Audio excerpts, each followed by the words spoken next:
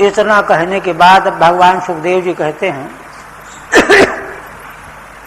एवं शशांभिर्देवैर्बोध्यमानोऽपि दारुणः नान्यवर्तत कौरव्यो पुरुषादान अनुव्रतः।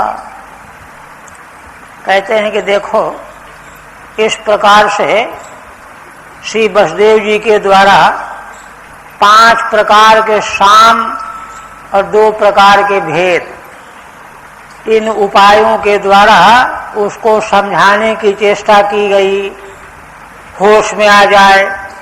किंतु वह कंस बड़ा दारुण है, क्रूर है। क्रूर लोगों को दया नहीं आती। एक तो स्वभावतः जन्मजात क्रूर है, और एक विशेषण और लगा है, नान्यवर्तत कौरव्यो। हे कौरववंशी, परीक्षित के लिए संबोधन है। वह अपने निर्णय से निवृत्त नहीं हुआ, हटा नहीं, मारने की ही इच्छा बनाए रखा। कारण एक और बता रहे हैं, पुरुषादान अनुव्रतः। पुरुषादान माने पुरुषान अत्ति खादन्ति पुरुषादाह, जो मनुष्यों को खाने वाले असुर, उनका अनुयायी बना हुआ है। इसके जितने संगे साथी हैं सब मनुष्य का आहार करने वाले राक्षस हैं। तो इसलिए उसके मन में दया की बात कैसे आ सकती थी। अतः उसका निर्णय जो है अटल बना रह गया। ठीक है, बोध्यमानः उपदेश्यमानः। इस प्रकार से उपदेश किए जाने पर भी वह अपने निर्णय से लौटा नहीं। क्यों? स्वयं दारुण, क्रूर तो स्वयं ही है, और पुनः पुरुषादान दैत्यान अनुव्रतो अनुश्रतः इति, है ना। पुरुषों का भक्षण करने वाले मांस भोजी असुरों का पक्षपाती बना हुआ है, संगी साथी बना हुआ, इसलिए उसने अपने निर्णय को बदला नहीं। अब वसुदेव जी को पुनः चिंतन करना पड़ा, अब क्या किया जाए।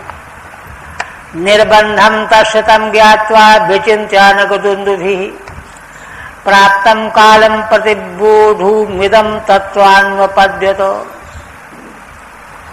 कहते हैं कि वसुदेव जी ने जब यह जान लिया कि यह हट से अलग नहीं हो रहा, तस्य निर्बंधम ज्ञात्वा, है ना, आग्रह कि मैं मार ही डालूंगा, जान करके और विचार करने लगे। आनकदुन्दुभिः वसुदेव जी का दूसरा नाम है। तो कहते हैं कि प्राप्तं कालं प्रतिबोधुम इदं तत्त्वान्वपद्यतो। अब इस समय क्या किया जा सकता है। जब देखा कि यह टस से मस नहीं हो रहा है तो विचार करने लगे।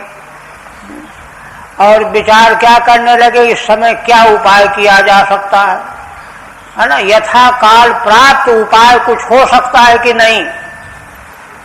तो तत्र प्रतिबोधुम माने इसके प्रतिकार के लिए दूसरा उपाय उन्होंने सोचा।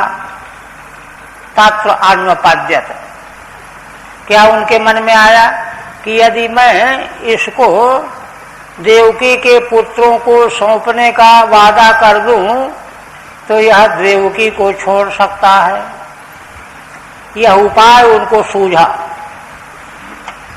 और उस पर विचार करने लगे, चिंतन करने लगे। उपाय सूझ तो गया है, लेकिन उसमें क्या कठिनाइयां हैं ये सब सोचना चाहिए ना। तो आगे उसको सोचेंगे, वही विचार आगे आ रहा है। यहाँ पर श्रीधर स्वामी एक बात कह रहे हैं, आनकदुन्दुभिरिति पदम महाभागः इत्यत्रोक्ताभिप्रायम्।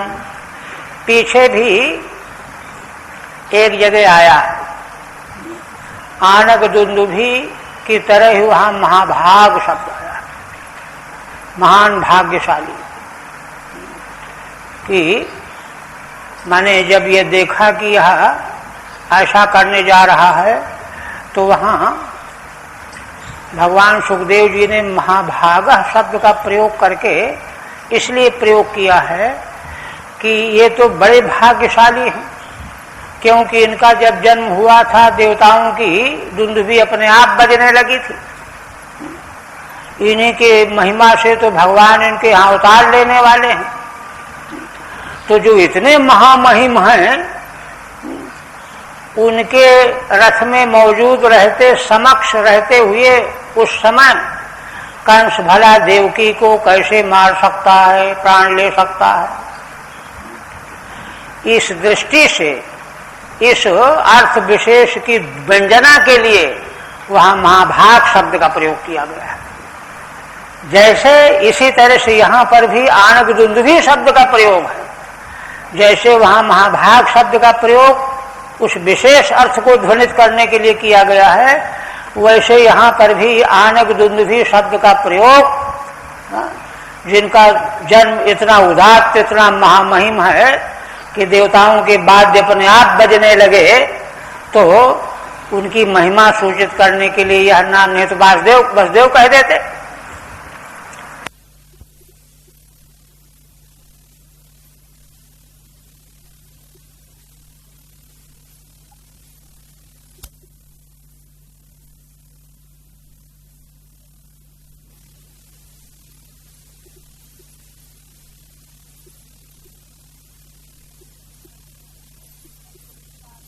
चत्र उक्ताभिप्रायम, कहते यहाँ भगवान सुखदेव जी के द्वारा कहा गया है ना कि आणक दुंदुभी अर्थात वसुदेव जी ने उसके आग्रह को देख करके विचार किया, चिंतन किया।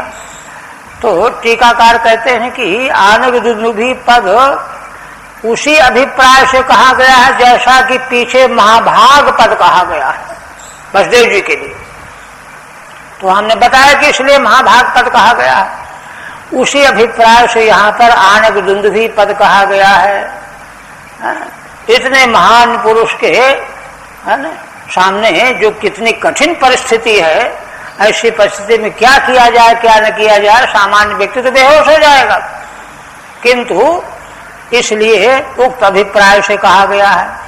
प्रतिबोध माने प्रतिकर्तुम, इसका प्रतिकार माने उपाय वे कुछ कर सकते हैं, है ना। वह उपाय कैसा, वंचयितुम इत्यर्थ, माने उपाय इसका यही होगा किसी तरह से देवकी के प्राणों की रक्षा हो जाए। इदम बक्ष्माणम अपत्यार्पणम अन्वपद्यत, आगे जो कहने जा रहे हैं कि अब तो यही उपाय मुझे दिखाई दे रहा है कि पुत्रों को अर्पण करने का वादा करके देवकी को बचाया जाए। यह उपाय है ना वसुदेव जी के ध्यान में आया, है ना। इसलिए देखो कोई जो है यहाँ हल्का अर्थ ले ले के अरे अपने प्राण बचाने के लिए जो है पुत्र देने की बात कर रहे हैं, ये तो ठीक नहीं है, धर्मात्मा का काम नहीं है। किंतु ये तो दैवी पुरुष हैं, दैवी पुरुष के मन में वही बात आएगी जो किसी प्रकार से धर्म विरुद्ध नहीं होगी, ये निश्चित है। ननु खालो, अच्छा मूल क्या कहते हैं, देखिए चिंतन उनका बता रहे हैं, है ना। वसुदेव जी आने के दिन वसुदेव जी ने क्या चिंतन किया, कहते हैं देखो बुद्धिर मृत्युर बुद्धिमता पोहियो यावद बुद्धि बलोदयम, बुद्धिमान आदमी को चाहिए कि मृत्यु अगर सामने आ रही हो तो उससे अपने को बचा ले। अब कब तक बचाता रहे, यावद बुद्धि बलोदयम, जितनी उसमें बुद्धि है और बल है, जितनी बुद्धि और बल का उपयोग करके उसको बचाया जा सकता है मृत्यु से, उतना करना चाहिए, ये नैतिकता है। हाँ यद जसौ न निवर्ते, तो कोई कहे कि उपाय तो किया लेकिन नहीं बच पाया, तो कहते फिर कोई अपराध नहीं है। ना अपराधोस्त देहिना, तब उस देही का अपराध नहीं है। इसका मतलब क्या हुआ कि जहां तक बुद्धि का बल है वहां तक प्रयत्न नहीं करने से, मृत्यु से बचाव नहीं करने से वह व्यक्ति अपराधी माना जाएगा। इसलिए वर्तमान में देवकी के प्राणों की रक्षा करने के लिए पुत्रों को सौंपने का वादा करना ठीक है।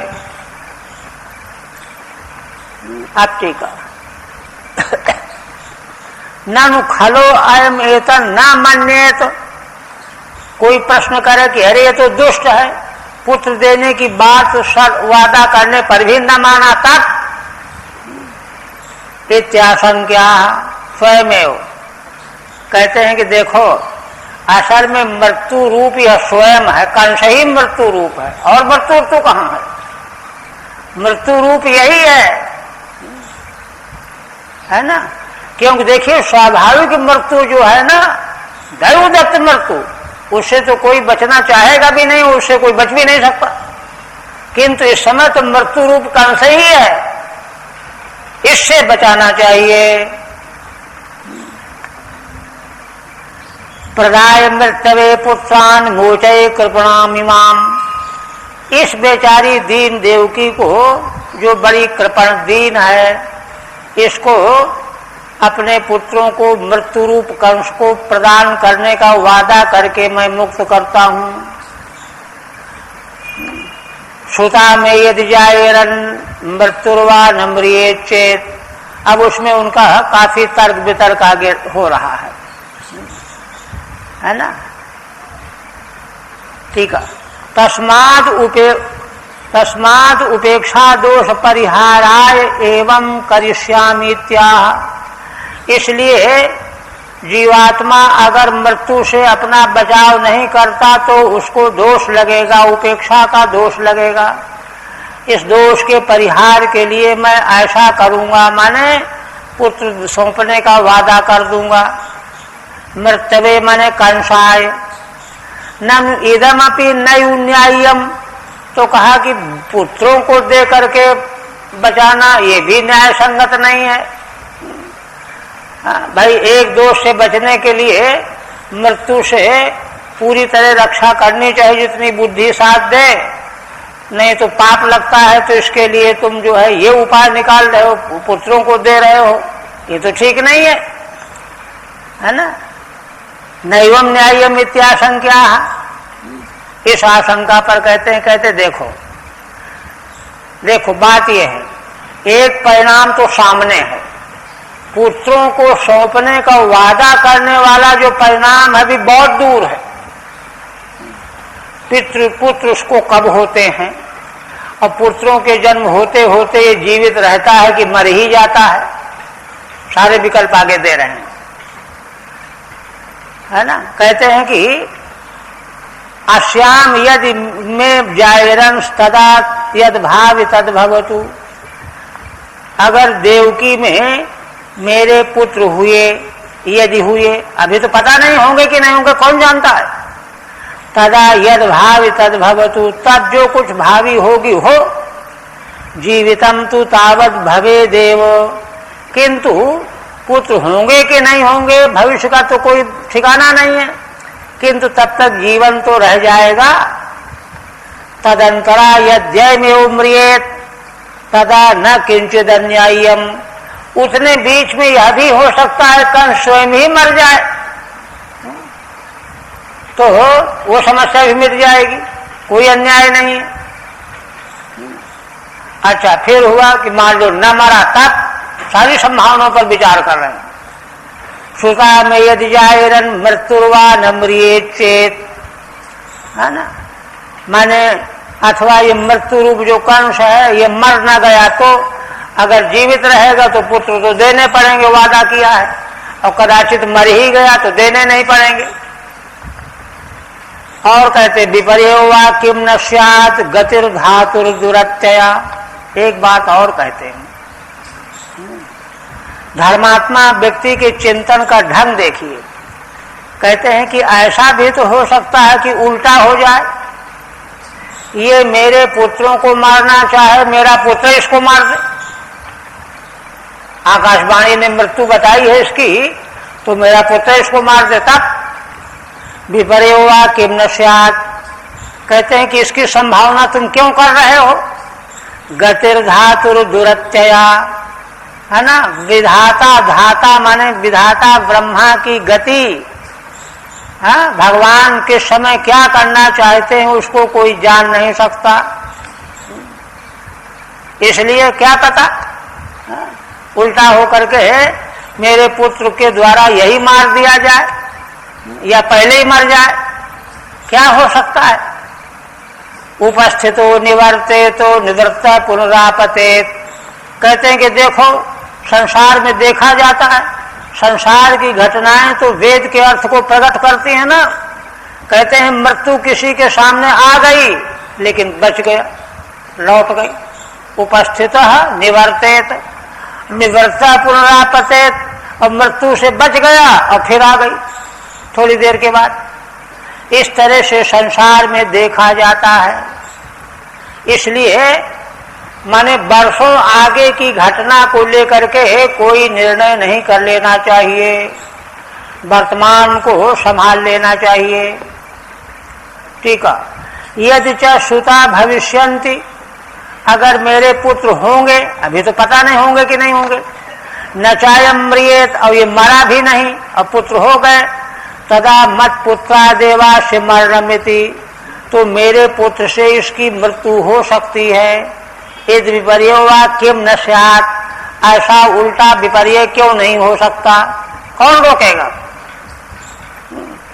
तब फिर शंका हो, ननु प्रौढ़स्य कंसस्य, अरे ये तो बड़ा प्रौढ़ है, बलवान है, तो बालकात कथम मृत्यु, इसकी मृत्यु तुम्हारे बालक से कैसे होगी, वो तो छोटा होगा। तो कहते हैं भाई देखो, गतिर धातुर दुरत्यया, ब्रह्मा की गति बड़ी दुरत्यय है, कुछ नहीं कहा जा सकता। धातु है ना, अस्यास्त्वामष्टमो गर्भो हंता इत्युक्तवतः, उसी ब्रह्मा की वाणी तो है, परमात्मा की वाणी है कि इस देवकी का 8वां गर्भ तुझको मारेगा, ये तो कहा है ना आकाशवाणी ने, वही तो धाता है, क्योंकि उसी को पता है कि क्या होगा आगे। अतः इदानीम अपत्यार्पण प्रतिज्ञयु मंत्र, इसलिए इस समय अपने पुत्र को अर्पण करने की प्रतिज्ञा करना ही मंत्र माने उपाय है। तथा सति उपस्थितो मृत्युरयम तावन निवर्तेत, ऐसा करने से जो मृत्यु देवकी के एकदम उपस्थित है उससे निवृत्ति हो जाएगी। निवृत्ता पुनः कालांतरे आपते चेत, निवृत्त होकर के कालांतर में फिर यदि मृत्यु आई भी, तदा नापराधो ममेत्यर्थः, तो उसमें फिर हमारा कोई अपराध नहीं है। बुद्धि जितनी काम करे उतना उसको हटाना चाहिए। अथवा दूसरी व्याख्या करते हैं, अथवा अस्य मत पुत्राद उपस्थितो मृत्यु, इस कंस की मेरे पुत्र से उपस्थित होने वाली जो मृत्यु है, अस्या बधादियो निवर्तेत, अगर इस कंस ने ही देवकी को मार डाला तो इसकी मृत्यु से बच जाएगा, फिर तो मृत्यु होगी नहीं, पुत्र ही नहीं होगा। स पुनरनेनु सन्मंत्रण भवे देवेति, तो इस प्रकार से यह संभावना तो बनी ही रहेगी। माने इस संभावना को देखते हुए जो है क्या करना चाहिए, वर्तमान मृत्यु से बचाव करना चाहिए, ये निर्णय किया। यद्वा गतिर धातुर दुरत्यया इत्येतस्य प्रपंचः, अथवा विधाता की गति बड़ी दुरत्य है, इसी का जो है प्रपंच बने विस्तार है। कैसे कि मृत्यु सामने खड़ी है लेकिन बच गए, और मृत्यु दूर हो गई फिर आ गई। ये धाता माने परमेश्वर परमात्मा का विधान क्रियाकलाप यही जरा दुरत्य है, कुछ भी हो सकता है, इसलिए उसके बारे में निश्चिंत बने रहना चाहिए। आगे देखिए, दृष्टांत देकर के उसको पुष्ट करते हैं। अग्नेर्यथा दारुवियोग योगयो अदृष्टतो अन्यन्न निमित्तमस्ति, एवं भी जंतुरपि दुर्विभाव्य शरीर संयोग वियोग हेतु। श्री वसुदेव जी चिंतन करते हुए कहते हैं देखो, अग्नि लग गई किसी जंगल में, बाग में, तो कोई लकड़ी अग्नि की चपेट से बच जाती है और कोई आ जाती है। अब देखो, दारु वियोग योगयो आदृष्टतः अन्य निमित्तमस्ति। आदृष्ट के अलावा और क्या निमित्त है? अग्नि जहां लगी हुई है उसके पास की लकड़ी नहीं जली और दूर की लकड़ी जो है जल गई, तो इसलिए आदर्श ही तो इसमें कारण माना जाएगा। जैसे यह दृष्टांत है संसार में अग्नि और काष्ठ का। एवं ही जंतुरपि दुर्विभाव्य शरीर संयोग वियोग हेतु। ठीक इसी तरह है, जीव के शरीर का संयोग होना और वियोग माने मृत्यु होना, उसका हेतु भी दुर्विभाव्य है, पक्के तौर पर पहले से कोई नहीं समझ सकता। इसलिए अपना कर्तव्य, प्राणी का कर्तव्य है कि शास्त्र दृष्टि से जो उचित उपाय हो वह कर लेना चाहिए। ठीक है, प्राणिनाम अदृष्टम च दुर्वितर्क्यम इति सदृष्टांत माह। प्राणियों का अदृष्ट जो है दुर्वितर्क है, कोई पक्का नहीं कर सकता। उसमें दृष्टांत क्या है? अग्नि रीति बने वृक्षान प्रधान अग्नि। वन में अग्नि लग गई, वृक्ष जलने लगे, है ना? तो अग्नि का क्या होता है? सन्निहितान अपि वृक्षान परित्यज्य। जहां अग्नि लगी है उसके साथ में पाशे में जो सन्निहित लकड़ी है उसको छोड़ दिया। परित्यज्य कदाचित दूरस्थान अपि दहती। दूर की लकड़ी को जलाने लगती है अग्नि। ग्रामे गृहान वा, अथवा गांव में एक घर को छोड़ दिया, दूसरे घर में लग गई। न यश प्राण दृष्ट व्यतिरेकन किंचित नियामकम अस्ति। तो इस कारण में प्राणियों के आदर्श के अलावा दूसरा कोई नियामक नहीं माना जा सकता। जैसे इसी तरह एवं जंतुर जन्म मरणयोरपि हेतुर दुर्विभाव्यो अचिंत्यः। इसी तरह से जीवों के जन्म लेने में और मरने में क्या हेतु है, क्या कारण है, यह दुर्विभाव्य माने चिंतन में आने वाला नहीं है। एवं विमर्शतम पापम यावदात्म निदर्शनम पूजयामास वै शौर्य बहुमान पुराशरम। ये जो है वसुदेव जी ने विमर्श करके निश्चित किया। आप यह जानते हुए भी कि यह पापात्मा है। यावदात्म निदर्शनम, अपनी बुद्धि के चिंतन के आधार पर उन्होंने तम पापम पूजयामास, उस पापी कंस का आदर पूर्वक संबोधन करके पूजन किया। आदर पूर्वक भाई साहब, राजकुमार जी, यही पूजन करना और क्या पूजन करना है। पूजयामास वै सर्व बहुमान पूरा शरम, बड़ा सम्मान करते हुए कि आप तो बड़े अच्छे हो और बड़े गुणवान हो रही है और वो बहुमान पूरा शरम, है ना। यावदात्म निदर्शनम स्वप्रज्ञावधि, माने जहां तक प्रज्ञा हमारी काम कर सकती है वहां तक पूरी बुद्धि की शक्ति लगा करके विचार करके उन्होंने यही तय किया। इससे अच्छा कोई चिंतन हो नहीं सकता। आप कहते हैं प्रसन्न बदनाम भोज संसम निरपत्रपम मनसा दूयमाने नो बेहसन निदमब्रवीत। कहते हैं कि प्रसन्न बदनाम भोज, वसुदेव जी ने पहले अपने मुखार बिंद को प्रसन्न बनाया। हाँ? क्यों? कहते हैं कि तभी ये बात मानेगा नहीं तो मानेगा नहीं, विश्वास नहीं होगा। ऐसा बन करके नृशंसम निरपत्रपम, जो कंस नृशंस माने अत्यंत क्रूर है, निरपत्रपम माने निर्लज्ज है, छोटी बहन को मारने को तैयार हो रहा है, इससे बढ़कर के लज्जा की बात क्या होगी? कितना क्रूर, कितना निर्लज्ज है। देखिए यहाँ पर भगवान सुखदेव जी कहते हैं कि यद्यप वसुदेव जी को अंदर बड़ा बुरा लगा, ऐसे निकृष्ट व्यक्ति की चापलूसी नहीं करनी चाहिए, प्रशंसा करके प्रार्थना करना तो भले आदमी के लिए है ना। तो इसलिए उनको बड़ा दुख हो रहा था कि ऐसे निर्लज्ज नृशंस क्रूर व्यक्ति की प्रशंसा नहीं करनी चाहिए। किंतु मन में दुखी थे, किंतु फिर भी है ना, अपना काम बनाने के लिए उन्होंने विहसन नितमब्रवीत, मुस्कुराते हुए यह कहने लगे।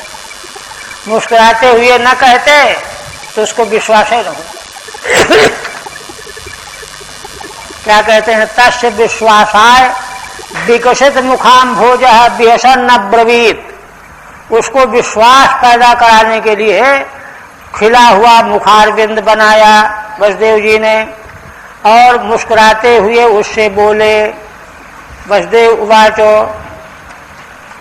क्या कहते हैं? नहेस्यास्ते भयम सौम्यो यद्वै साहा शरीरवाक् पुत्रान् समर्पयिष्यस्या यतस्ते भयमुत्थितम्। कहते हैं देखो राजकुमार जी, इस देवकी से तो आपको कोई भय है नहीं। अस्याः ते भयम ना, है ना, इस देवकी से तुमको किसी प्रकार का भय नहीं, ये तो पक्का है ना। यद्वै, क्यों? है ना, साहा शरीर वाक, अशरीरी वाक माने आकाशवाणी ने जैसा कहा है उसी से ये बात सिद्ध है कि इससे कोई खतरा नहीं है, इसके 8वें गर्भ से खतरा है ना। पुत्रान् समर्पयिष्यस्याः, इसलिए इस देवकी के पुत्रों को मैं तुम्हें समर्पण कर दूंगा। यतस्ते भयमुत्थितम्, जिन पुत्रों से ही तुम्हारा भय उत्थित हुआ है, उठा हुआ है। अच्छा, अब पुत्रान बहुवचन का मतलब सारे पुत्रों को क्यों कहा? क्योंकि इसको फिर शंका ना हो जाए। 8 लकीर खींच करके इधर से गिनो तो 8वां वो, उधर से गिनो तो 8वां ये, 20 से गिनो तो 8वां और हो जाएगा। इस तरह का तिकड़म पड़ने लगे ये तो फिर विश्वास रहित हो जाएगा। इसलिए सीधे कह दिया सब पुत्रों को दे दूंगा, कोई शंका न रखो। पुत्रान् समर्पयिष्यस्या यतस्ते भयमुत्थितम्। यद यथा अशरीरिणी वागाः, आकाशवाणी ने जैसा कहा है तथा ही निश्चितम अस्याः सकाशात्ते भयम नास्ति। आकाशवाणी की घोषणा के अनुसार इस देवकी के द्वारा तुमको कोई भय नहीं है ना। क्योंकि आकाशवाणी ने 8वें पुत्र से भय कहा है, यह तो येभ्य पुत्रेभ्यस्ते भयमुत्थितम्। अब रही बात यह है कि इसके जिन पुत्रों से तुमको भय उठ खड़ा हुआ है, अष्टमो हंता इत्युक्ते, क्योंकि आकाशवाणी ने यह कहा है कि 8वां गर्भ तेरा मारने वाला होगा। हंते इत्युक्ते अन्योन्यापेक्षया सर्वेप्यष्टमाः। अब उनमें 8वां कौन पक्का किया जाए, तो चाहे किसी तरफ से गिनो तो 8वें सभी बन सकते हैं। सर्वेप्यष्टमा भवेयुः इति उद्भूतम तेनास्याः पुत्रान् समर्पयिष्ये। इसलिए अधिक से अधिक खतरे की बात यही हो सकती है कि 8 पुत्रों में से कोई भी 8वां होकर के तुम्हारा वध कर सकता है। इसलिए मैं तुमको सारे पुत्रों को समर्पण कर दूंगा। ये देखिए अब भगवान सुखदेव जी कहने लगे, स्वशुर्बधान्निव्रते कंसस्तद्वाक्य सारवित् वसुदेवोऽपि तं प्रीतः प्रशस्य प्राविशद गृहम्। भगवान सुखदेव जी कहते हैं, असल में उर प्रेरक रघुवंश विभूषण भगवान ही प्रेरणा करने वाले। एक बार जो है कि संत थे, उनसे पूछा कि ये बताइए कि अगर आकाशवाणी की घोषणा न होती तो क्या आफत आ जाती। आकाशवाणी भगवान की प्रेरणा से हुई, तभी तो इसको ये भय हुआ, अब मारने को तत्पर हो गया और इतना बड़ा उपद्रव बना। तो उसमें कहा, एक उत्तर तो यही है कि भगवान की प्रेरणा से। दूसरी बात यह है कि देवकी के जो गर्भ से 7 पुत्र जो आने वाले हैं वो शापित होने से उनको वह दंड तो मिलना ही है। तो दंड मिलने के बहाने जो है यह आकाशवाणी की घोषणा हुई। अब वह अपने बहन के वध से निवृत्त हो गया, तलवार हटा दी।